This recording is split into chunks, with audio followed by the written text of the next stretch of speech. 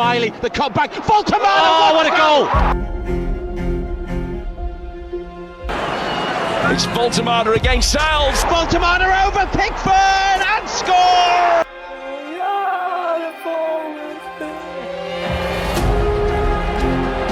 Delivers the ball for Woltemade! Looking for Woltemade!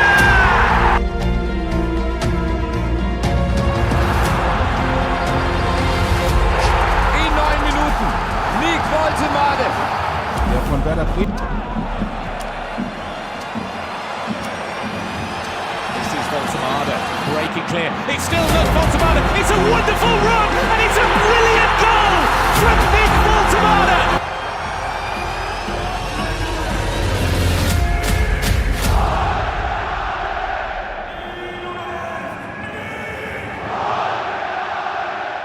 Back in 2018, Werder Bremen were a club stuck in time. Ghosts of their Diego, Ozil and close glory days still echoing through an emptying Weserstadion. The green and white had lost their spark, their rhythm, their soul.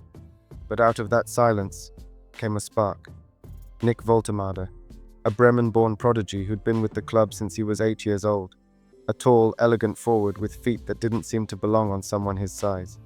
By 17, he was captaining the under-17 teams, scoring and assisting for fun. 26 goal contributions in just 24 games. He wasn't just a talent, he was a statement.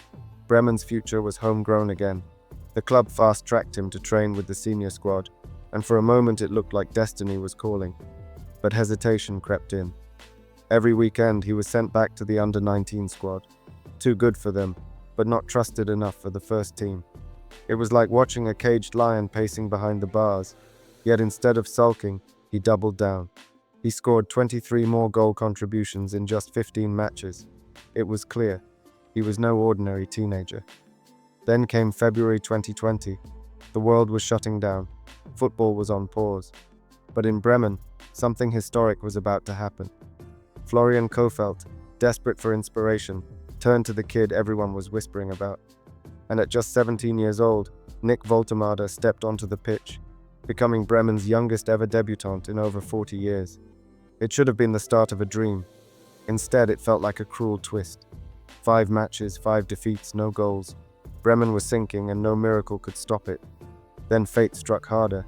Illness, ligament injuries, endless rehab sessions in empty gyms while the team battled relegation. By the time Bremen fell to the Bundesliga 2 for the first time since 1980, their wonderkid was watching helplessly from the sidelines. Woltemade had gone from golden boy to ghost in a matter of months. By the time Bremen returned to the top flight, Niklas Füllkrug was blocking his path. Woltemade was barely a footnote, playing just 1% of available minutes. The dream he'd carried since childhood was slipping through his fingers. But Nick Woltemade was never built to fade away quietly. So when Bremen finally gave up on him and sent him out on loan to SV Elversberg, a tiny club freshly promoted from the 4th tier, it looked like exile.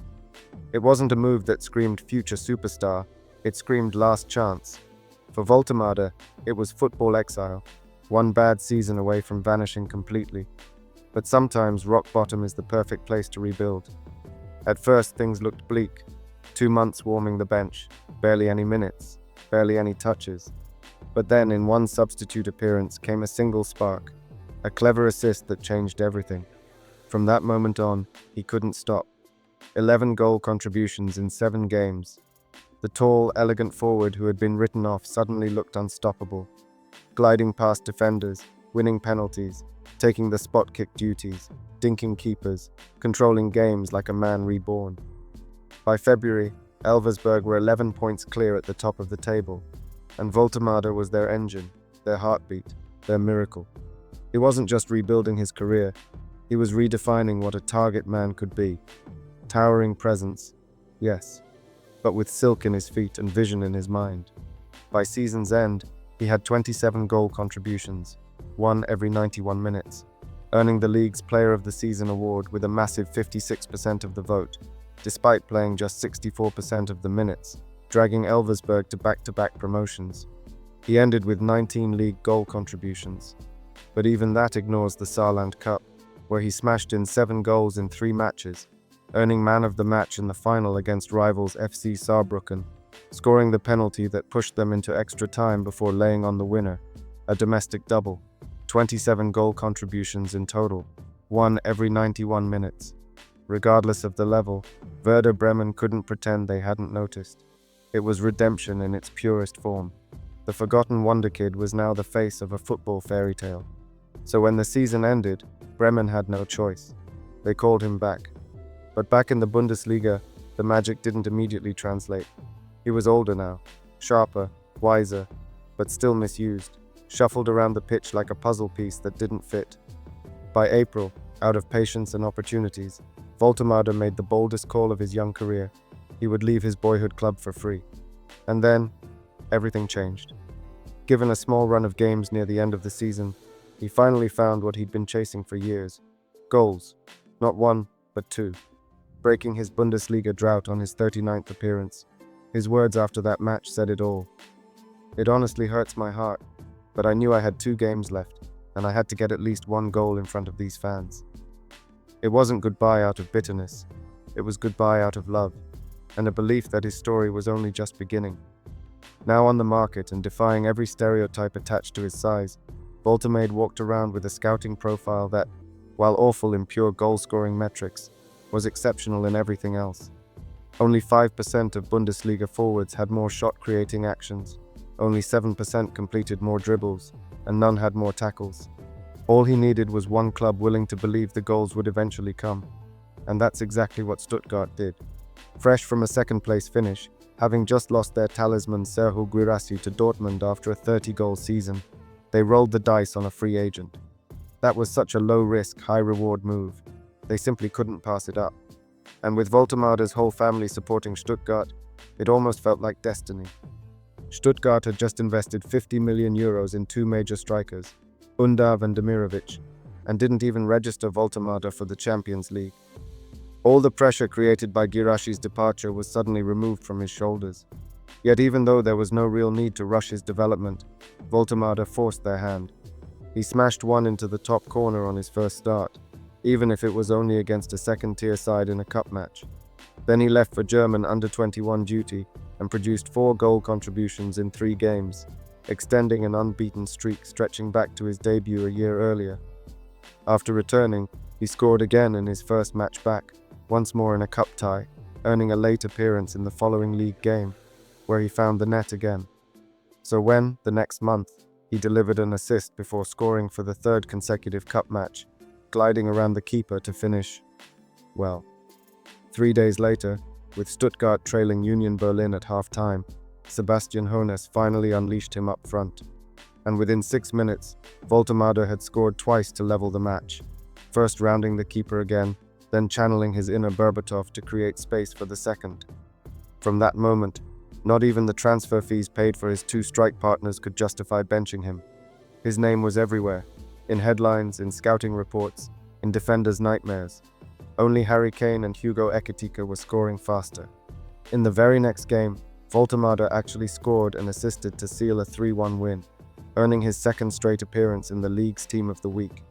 And as his market value nearly doubled, he came back from the winter break to score the winner against Leipzig, and another in the match after. And he was still only warming up. The following month, after missing a few days with illness, he came on with 20 minutes to go while Stuttgart were behind against Wolfsburg. Starting deeper in midfield, he brushed aside one opponent, burst past another, and tricked 3 defenders into opening the gap he needed to score one of the goals of the season. By then, there were no more questions. He was a revelation, a 6'6" playmaker who played like a street footballer. Eurosport called him Musiala in the body of a basketball player. His teammates gave him a nickname that stuck, the Two-Metre Messi.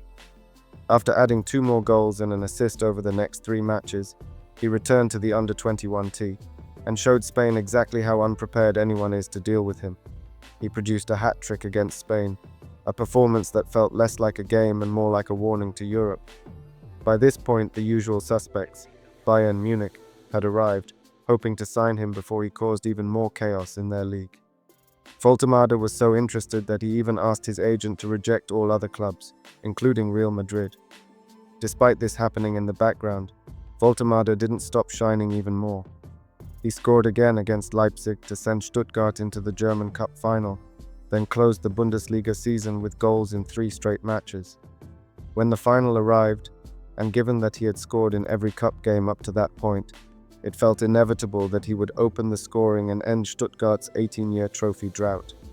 That victory sent them back into Europe, and he finished as the tournament's top scorer. By the end of the season, Woltemade had fired Stuttgart to their first major trophy in 18 years. He also had the best scoring frequency of any player aged 22 or younger, and an expected assist rate in the 95th percentile, showing that his numbers could have been even higher if his teammates had matched his output. He was named Bundesliga Newcomer of the Year, finished with the 3rd most touches in the opposition box across Europe, behind only Mbappe and Salah, and had become one of the most complete forwards on the continent. And when the under-21 Euros arrived, after ending the warm-ups with a hat-trick, he started the tournament with another hat-trick, setting the tone immediately. He booked Germany's place in the knockout rounds with a goal and 2 assists against Czechia.